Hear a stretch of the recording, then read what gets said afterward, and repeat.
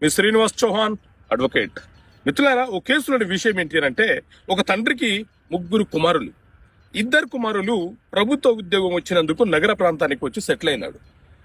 ఒక కుమారుడు ఊర్లోనే ఉంటూ మిగతా సోదరుల యొక్క భూములను కూడా సాగు చేసుకుంటూ గత 15-20 సంవత్సరాలుగా ఆ భూమిని సాగు చేసుకుంటూ వీరికి కావలసినటువంటి బియ్యము, మిగతా కౌలుకు వచ్చే డబ్బు ఏదైతే ఉందో అది పంపిస్తున్నాడు.